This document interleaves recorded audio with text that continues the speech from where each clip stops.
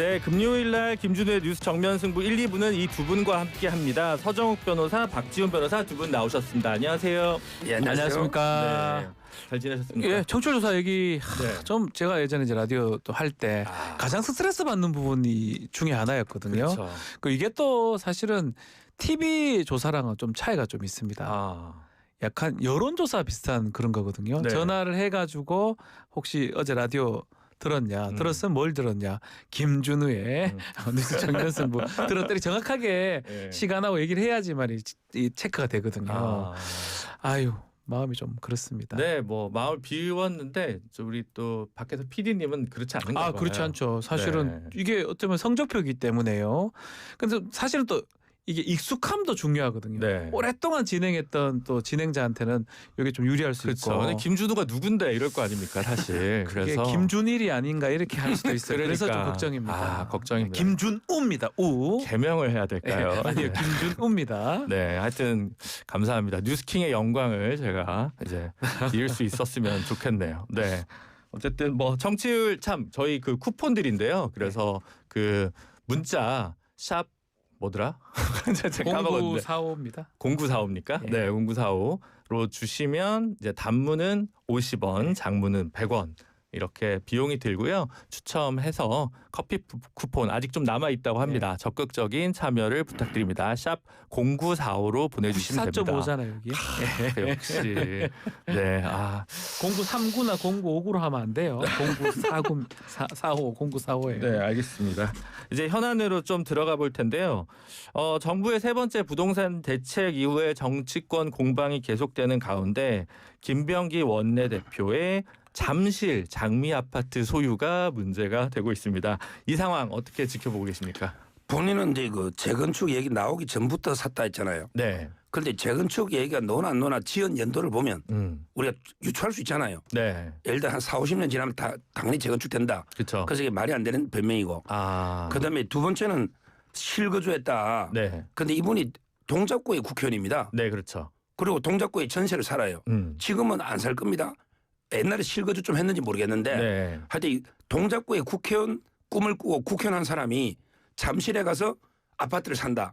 이게 납득이 됩니까? 근데 대구나 이런 투자 데 가치 없었으면 국회의원들도 서울 강남에만 집이 있고 대구에는 전세 대구 사는 국회의원은 분들도 서울에 많아요. 또 국회 활동하면 집이 필요한데 네. 동작구에 있는 사람이 그 잠실에 왜 샀겠냐고. 투자 가치 없으면.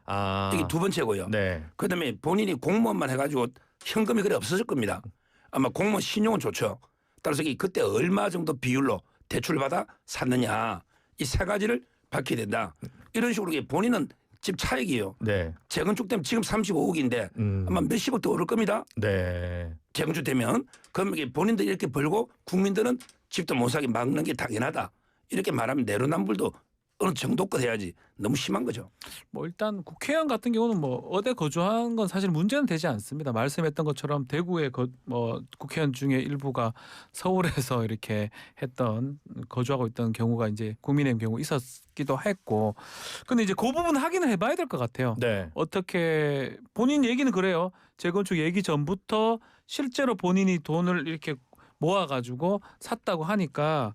실거주했다는 부분, 그 부분이 만약 거짓이거나 좀 허위 해명이었다면 문제가 될 여지도 충분히 있다고 봐야 되는데, 그 부분이 맞다 그러면 일단은 상황이 바뀐 거잖아요. 본인이 예측하고 한 거라고 보기는 어렵거든요. 상황이 그렇게 된 거고, 또 김병기 원내대표가 이 모든 정책을 추진한 거라고 보기는 어렵기 때문에 약간은 좀 문제 될 수 있지만 이 해명만 맞다면 저는 큰 문제는 되지 않을 것 같다. 청취자분들의 이해를 돕기 위해서 말씀드리면 이 장미 아파트는 79년 산 아파트고 엄청 오래됐습니다. 20살 언저리일 때 1980년에 부모님과 함께 처음에 입주를 했대요. 입주를 하고 본인은 98년에 나중에 돈 모아서 동을 하나, 이제 11동에 하나 샀다가 이제 2003년에 평수를 바꿨는지 8동으로 갈아탔답니다. 그래서 쭉 이렇게 13년을 2003년부터 쭉 살다가 국회의원을 동작구에 공천을 받으면서 이제 동작구에 거주해야 되니까 동작구에 전세 들어갔다. 이런 거죠. 네. 그런데 저는 김병기 원내대표가 집을 산 걸 뭐라는 게 아니에요. 네. 집도 재테크 투자도 할 수 있고 살 수 있죠. 그런데 다른 국민들이 대출 받아가지고 집 사는 걸 이제 비난하니까 이걸 저는 문제 삼는 거죠. 본인이 잘못된 게 아니고. 근데 이거는 이런 것 같아요. 지금 서울 부동산이 지금 집값이 지금 장난이 아니거든요, 사실은. 네. 그러니까 또 국민의힘에서 비판하는 부분 그런 부분이 있더라고요. 문재인 시즌 2 아니냐. 문재인 정부 때 약간 더디게 어떤 정책이나 이 규제를 냈다가 나중에 내성이 생기면 또 내고 그 반복하다 보니까 사실은 집값 못 잡은 측면이 있거든요. 그런 측면에서 저는 대출 규제가 뭐 세금 아니라면 가장 강력한 수단 아닌가 싶거든요. 네. 뭐 그런 의미에서 일단 정책은 뭐 한두 달 지나봐야 뭐 몇 달 지나봐야 그 효과를 알 수 있지만 일단 이재명 정부에서는 가장 좀 강력한 유의 어떤 정책을 시행한 게 아닌가 이번 그렇게 해석을 토제. 하고 있습니다. 예. 네. 그래서 잡기만 결과론적 얘기긴 해요. 이 잡기만 하면 어쩌면 성공된 정책으로 봐야 될 것 같고 만약 또 문재인 정부 때처럼 못 잡고 또 다른 또 정책이 또 뭐 그때 수십 번 부동산 정책이 나왔지 않습니까? 규제 정책. 네. 그렇다면 좀 안 좋게 갈 수도 있겠죠. 네. 여하튼 좀 여러 가지로 곱씹어 볼 부분이 많은 것 같습니다만 투기 목적으로 구매했다고 보기에는 어렵지 좀 않나요? 어렵지 않나. 변호사님 네. 좀 어렵지 않습니까? 라고 생각을 어릴 하고요. 때부터 샀는데. 저는 그렇게 보여지는데. 장미라는 것 때문에 그런데 네. 계속 쭉 있었지 않습니까? 네. 그래서 김병기 원내대표 본인이 직접 해명했기 때문에 그게 거짓이라면 사실 할 말이 없는데. 오히려 그 저기 지금 의전 비서관이 권혁기 비서관인가요? 거기는 네. 이제 10몇 억을 대출을 해가지고 서초동에 아파트를 샀는데 이거는 오히려 저는 차라리 비판을 하는 만약에 게, 이제 둘이 동렬에 둔다면 네. 대출해서 했다면 액수가 너무 많으니까. 제일 심한 사람은 이제 김의겸 있잖아요. 네. 그분은 이제 흑석동에 관사로 들어간 관사도 대변인 못 가거든요. 근데 영끌해가지고 샀지 않습니까? 네. 근데 그걸 다시 새만금 청장인가 임명했잖아요. 네. 이재명 대통령이. 네. 그럼 도대체 이게 부동산에 대한 이재명 문재인 때. 지금 이번에 지금 임명했잖아요. 네. 제 말은 이게 부동산 투기로 그때 막 엄청난 논란이 됐는데 이런 분을 임명하는 거는 제 말은 이게 부동산에 대해서 별로 인식이 없다. 이것도 내 편에 대해서는 관대하다 이 말이죠. 네, 알겠습니다. 근데 그 저는 뭐 비호하는 건 아니고 주거가 아니라 그건 이제 건물이었기 때문에 또 아파트와 이제 건물 사이의 투자 사이에서 또 다르게 볼 제가 부분도 생각해 하고 싶은 보시면 말을 좋을 것 하고 같아요. 계시네요. 네, 아유 다음 걸로 빨리 넘어가야 돼가지고 예, 네, 알겠습니다. 마음이 급했습니다. 어쨌든 부동산 대책이 반영된 어느 정도 반영된 전부는 아니겠지만 한국갤럽 여론조사가 나왔습니다. 이제 추석 연휴 때문에 한국갤럽 같은 경우 2주간 쉬었는데 여기서 내년 지방선거에서 여당 후보가 당선돼야 된다가 39%. 야당 후보가 당선돼야 된다가 36%가 나왔다고 하네요. 한국갤럽이 지난 14일부터 16일 사흘간 전화조사원 인터뷰 방식으로 진행을 한 거고요. 자세한 내용은 중앙선거여론조사심의위원회 홈페이지를 참고하시면 됩니다. 네, 이 여론조사 결과 어떻게 보십니까? 이게 완전 완벽하게 부동산 대책이 반영된 건 아닙니다. 아마 어느 정도는 되는 것 같은데 뭐 이거 떠나가지고 반영되고 안 되고 떠나서 항상 그래왔던 것 특히 서울 지역. 서울 지역은 부동산 민심대로 많이 갔었거든요. 뭐 다른 지역도 일부 수렴되지만 그렇다 보면 사실은 부동산 대책을 이렇게 조금 빨리 나왔던 측면은 뭐 선거하고도 관련성이 있다고 봐야 될 것 같고요. 여당이나 이재명 정부 입장에서는 서울을 잡으려면 부동산을 잡아야 된다라는 마음이 아주 큰 것 같습니다. 네. 근데 이게 부동산이 집을 없는 사람만 분노하는 게 아니고 집을 가지고 있는 사람도 분노합니다. 어차피 이게 보유세도 문제될 수 있고 네. 지금 현재 그 분당에 재건축을 하잖아요. 근데 거기에 조합원 지위를 양도를 못하게 막아놨습니다. 그것도 이게 목동이나 분당에서도 엄청나게 분노하고 있어요. 경기도의 12개 지역을 강남 3구하고 묶어놨어요. 또 수원 시민들은 왜 우리가 강남 3구하고 똑같냐 이렇게 분노하고 있습니다. 그러니까 저는 서울 민심뿐만 아니라 경기도도 12군데 묶였기 때문에 아마 이 민심이 폭발할 거예요. 그래서 상당히 그 선거에 악영향을 줄 겁니다. 근데 이 여론조사 결과는 9월달 부동산 불장의 반영으로 네. 봐야 할지 이번 부동산 정책에 대한 실망으로 봐야 될지 평가하기는 좀 애매하죠. 왜냐하면 부동산 정책의 효과는 최소한 한두 달 지나야 되고요. 네. 연말 정도에 알 수 있을 것 같거든요. 그 내년 초에 돼야 알 수 있는 거지 지금 그것까지 합쳐진 반응은 아니다고 봐야 될 것 같습니다. 그럼에도 불구하고 어쨌든 이 여론조사에서도 그렇고 서울이나 부산 이런 데가 되게 박빙으로 나와요. 비등비등하게 네. 나오고 그래서 장동혁 대표도 어제 서울 부산, 충청 절반을 사수하겠다. 요렇게 했는데 조금 호방하다는 생각이 들기도 하고 자신감의 표현으로 봐야 될까요? 어떻게 지금 보십니까? 이제 그 우리 마키아벨리 있잖아요. 네. 마키아벨리가 뭐랬냐면 자기 아버지를 죽인 사람은 용서해도 자기 재산권을 침해하는 거는 용서 못한다. 아, 이 유명한 말입니다. 그 군주론에 있습니까? 예. 네. 그 국민들은요 자기 재산 문제 이걸 약탈한다고 생각하면 분노가 폭발하는 거예요. 정권이. 따라서 이게 부동산이 그만큼 시발성이 강한 이런 문제고 지금 현재 그 지방에 있는 사람들 또 상대적 박탈감이 있잖아요. 여러 가지로. 네. 그래서 아마 이게 전국적으로 영향을 미칠 거예요. 그러다 보니까 저는 뭐 상당히 지방선거를 낙관하는 게요. 이게 정권 초가 아니에요. 왜 우리가 생각하면 이재명 대통령이 6월 3일 날 되잖아. 1년이니까 정권 초니까 정권이 유리하다 보죠. 그런데 이재명 대통령이 몇 년 했습니까? 탄핵 때부터 대통령이었어요. 실제로 그전에도 대통령이 민주당 정권이었어요. 의회를 장악하면서 이재명에 대한 대통령에 대한 피로감이 많고 제가 보기에 좁게 잡아도 계엄 이후에는 윤 대통령이 탄핵되고 나서는 이재명 대통령이었다. 그럼 이게 내년 지방선거는 1년 반이 지나는 거예요. 따라서 이게 저는 중간평가로 상당히 불리하다. 일반 정권처럼 생각하면 안 됩니다. 네. 중간 평가는 맞아요. 아. 1년이 지났지만 딱 1년째 하는 네. 거지만 또 이재명 정부 입장에서도 아마 그렇게 생각할 겁니다. 그리고 중간 평가를 한다면 그 어떤 기준이라고 보기는 어렵지만 2018년 지방선거가 될 가능성이 높아요. 문재인 정부 때 사실은 광역단체 기준으로 2개 대구 경북 빼고는 석권을 했거든요. 그렇죠. 그게 기준이라면 사실은 부담스럽죠. 부울경 다 가지고 와야 되고 충청도 다 가지고 와야 되고 강원 서울까지 다 해야 되는데 그럼에도 불구하고 이 결국 집권 여당 입장에서는 저 공감은 합니다. 쉽게 이 대선에서 이겼기 때문에 다 쉽게 가져온다고 보기는 어렵고 잘해야지만 이길 수 있고 뭐 앞으로 있을 에이펙이라든지 그런 민생 부분이라든지 그런 것들이 다 반영될 가능성이 높습니다. 어쨌든 보통 정권 교체가 되고 1년 이내에 있는 선거는 대부분 여당이 승리한 선거였는데 원래 그랬었잖아요. 원래 같으면. 98년 지방선거도 있었고 네. 그다음에 2008년 MB 그 총선도 보수가 이제 싹쓸이였었고 압승했죠. 17년 지방선거, 22년 지방선거 뭐 여러 예들이 있죠. 그러니까 어느 정도 여당이 앞서도 어느 정도 꽤 앞서야 이긴 거라고 보기는 할 것 같긴 하네요. 근데 저는 여기 한번 드리고 싶은 게 여기서 기준이 지금 자꾸 우리란다 여당 쪽이 되는데 네. 우리 국민의힘도 중요해요. 아하. 국민의힘이 어떤 스탠스 취하는 저는 그것도 중요하다고 보거든요. 국민의힘이 이제 장동혁 대표 말씀하셨는데 우리 진행자께서 정말 지금 그대로 가느냐 어떤 다른 모습을 보이느냐에 따라서도 저는 달라질 게 분명히 있다고 봅니다. 그러면 서울 부동산 문제가 되게 중요한 바로미터가 될 거라고 얘기를 하셨는데 네. 사실 올해 부동산 가격은 그 잠실, 삼성동, 대치동 이쪽, 청담동 이쪽에 토호제를 순간 해제하면서 오세훈이 쏘아올린 큰 공이다. 이런 또 견해가 있단 말이에요. 그래서 오세훈 시장으로 서울시장 선거를 대응할 경우에 국민의힘도 나름 만만치 않은 저항이 있을 수 있다. 이런 분석에 대해서는 어떻게 생각하세요? 근데 옛날에 이명박 대통령이 시장할 때요. 버스 차로를 개편했거든요. 네. 근데 택시 기사가 가면서 막 노무현 욕을 해요.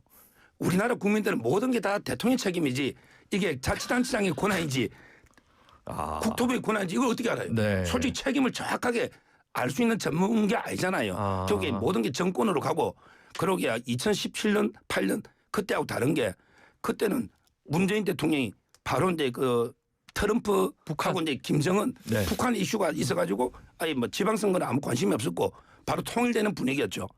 그리고 이번에 이재명 대통령은 아까도 말한 탄핵이요. 올해 심판하면서 오랫동안 대통령이 있은 것처럼 정권 초가 아니단 말이죠. 실질적으로 민주당 정권이었잖아요. 윤석열 대통령 때도. 그래서 아마 피로감이 거기에 달해 있고 그때 문재인 대통령 초의 지지율하고요. 지금 이재명 대표 지지율 비교해 보세요. 문재인 대통령이 초에 7, 80% 육박했습니다. 그건 그때하고 전혀 다를 겁니다. 일단 알겠습니다. 이 상황에서 지금 진성준 의원 같은 경우는 보유세 인상도 장기적으로 좀 가능해 보인다라는 얘기를 하고 이상경 국토부 1차관도 비슷한 얘기를 해요. 근데 이제 이게 지금 당장 증세하는 부분이 지방선거 앞두고 쉽지 않다는 얘기도 있는데 냉정하게 말하면요. 세금 부분은 선거 앞두고 하지 않거든요. 일반적으로. 근데 아마 이거는 만약에 지금 대책이 실패로 갔을 때 그것도 할 수 있다라는 정도의 얘기라고 봐야 될 것 같고 근데 실제로 그렇게 이어질 거 가능성은 저는 조금 미지수라고 보거든요. 뭐 정책위 의장이나 이런 분들은 말씀은 할 수는 있습니다. 그렇지만 이게 간다고 하면 사실 세금은 직결됩니다. 표하고 직결이 됩니다. 그럼 서울은 매우 어려워질 수가 있어요. 네. 그러니까 그걸 민주당이나 모르지 않기 때문에 사실은 그렇게 갈 가능성은 저는 좀 낮지 않을까. 그런데 그렇게 예측을 보유세 합니다. 인상하면요. 네. 민주당이 호남당 됩니다. 호남 3석 정도 두 석이나 건질까? 아마 이게 다 참패할 겁니다. 네. 그만큼 이게 세금이나 보유세가 위험한 폭탄이 되는 거예요. 아마 진성준 의장도 의원도 못 건드릴 겁니다. 근데 예전에는 다 올렸는데 요즘 나오는 해법은 거래세, 그러니까 양도세나 이런 뭐 취득세나 이런 거 좀 낮춰주고 보유세를 높여서 다주택자가 던지게 하자, 이런 제안들이잖아요. 이 제안에서 어떻게 생각하세요? 그런데 다주택자만 피해 보는 게 아니고 네. 1가구 1주택자들도 보유세가 많이 오르니 네. 특히 수입이 없는 은퇴자들 이런 분들 어떻게 합니까? 뭐 전부 이거는 제가 보기에 엄청난 폭탄이 그러니까 세금이 우리가 다 고민해 보면 크게 피해 볼 거 없다고 하는데 증세는 그만큼 부담스러워요. 그러니까 고민은 하지 좀 전에 우리 변호사님 말씀하셨는데 아주 머리 쓰고 손해 볼 거 없다고 이렇게 보더라도 세금을 자꾸 내는구나 하면 그 집권 여당한테 불리하게 작동하는 거거든요. 그렇겠죠. 아무래도. 근데 사실 가만히 있어도 뭐죠? 올라가지고 세금은 늘어날 거 아니에요. 그죠? 올해 네. 올랐으니까. 그렇죠. 근데 재산세 과세 시기는 7월부터니까 네. 지방선거 이후일 거고. 그래도요. 어떻게 알 수 있고 그리고 사람들이 참 하고 이 딜레마에 집 있는 사람도 있고 집 없는 사람도 있는데 그렇죠. 오르면 오르는 대로 좋아하는 사람이 있고 싫어하는 사람이 있고 떨어지면 떨어지는 대로 싫어하는 사람이 있고 좋아하는 사람이 있거든요. 근데 한 가지 확실한 건 세금은 올리면 대부분 다 싫어합니다. 대부분 싫어하죠. 네. 알겠습니다. 국정감사 얘기로 넘어가 보도록 하겠습니다. 이제 5일째인데 참 제가 방송 진행해서 그런지 몰라도 이렇게 시끄러운 국감은 되게 오랜만인 것 같다라는 네. 생각을 좀 해보고요. 그래서 일단 중간 평가 어떻게 보고 계신지 우리 서 변호사님부터. 뭐 저는 민주당 추미애 법사위원장 이제 그 대법원에 대법관들 자리 있잖아요. 거기 올라가서 이게 유튜브 중계하고 사진 찍었잖아요. 예를 들어 판사들이 국회 와가지고 국회의장이 앉는 자리에 그냥 올라갔다. 그러면 어떻게 했습니까? 완전히 상권 분립을 짓밟아 버린 거예요. 그래서 지금 정청래 대표나 추미애 위원장 때문에 그 민주당에 상당히 그 비판을 많이 받고 있기 때문에 뭐 저는 점수를 매긴다면 국민의힘은 잘하고 있어요. 한 8, 90점 주고 싶고 민주당은 뭐 한 2, 30점 이렇게 주고 싶어요. 네. 국민의힘은 욕을 잘하고 있다. 욕설이 전 눈에 띄거든요. 과방위 얘기시죠? 처음 봤습니다. 네. 뭐 어떤 이유인지 우리 청취자분들 대부분 알겠지만 그 욕설을 직접 하시는 경우를 본 적이 있었을까요?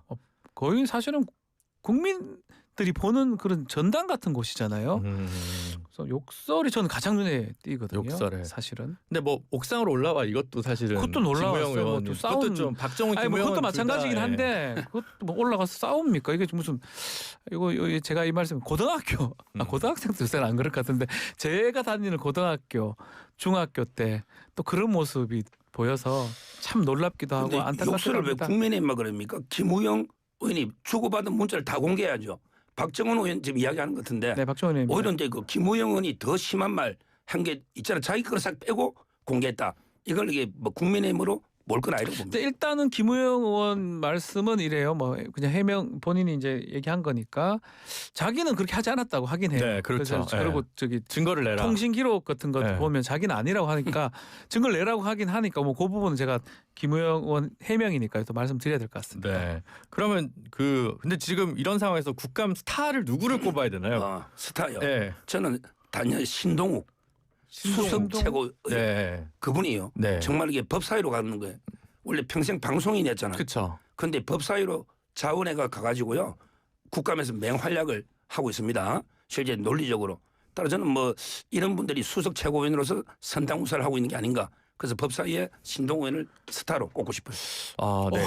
저는 글쎄요, 저 눈에 잘 안 띄어서 그런지 제가 법사위 국감을 거의 다 많이 본 것 같은데. 아니 박지원 의원이랑 이제 반말 설전 관련해서 뭐 쟁점 있긴 있었습니다만, 네 어쨌든 굳이 뭐 스타 예전에 그런 의미는 아닌데 네. 굳이 성과적인 측면은 전현희 의원이 지금 한 게 아닌가. 전현희 의원이요. 그 기록 관련해서 네. 대법원 기록 관련해서 스캔했던 그런 전자기록 4월 보면 안 22일 되고 뭐 이런 예. 부분. 네. 예. 그 진짜 서류로 봐야 되는데 그 못 봤던 뭐 그런 부분을 확인됐다는 거는 조금 뭐 국감에서 민주당 입장에서는 성과가 아니었나 싶은 생각이 드는데 뭐 사실은 뭐 스타가 있는 그런 국감은 아니지 않나. 그렇죠. 신 스틸러가 있지 스타는 별로 없죠. 신 스틸러는 많은 것 같은데요. 스타가 있는 국감은 아니다 이렇게 평가를 내리고 싶습니다. 애석합니다. 네, 좀 해야 되는데. 네.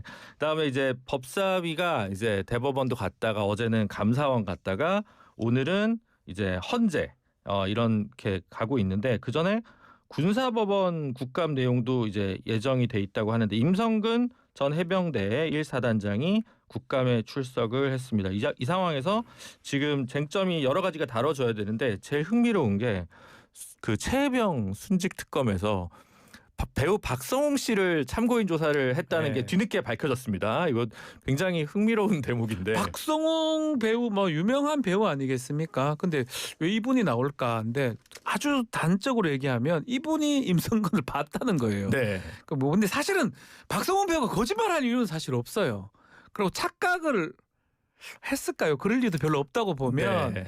박성웅 배우가 임성근하고 이정호 대표하고 같이 동석해서 식사를 했고 자기 봤다고 했는데 이전에 임성근이나 이정호는 두 사람 만난 적이 없다고 얘기했거든요. 우린 서로 모르는 사이다. 상당히 중요한 증인이 된 거예요. 참고인이. 맞습니다. 그래서 이제 그런 의미에서 박성웅 배우가 나온 거 혹시 또 오해하시는 분들 박성웅 배우 범죄 저지른 거 아니에요. 아닙니다. 네. 아주 중요한 어쩌면 신스틸러가 될 수 있는 상황이 아닌가 생각이 듭니다.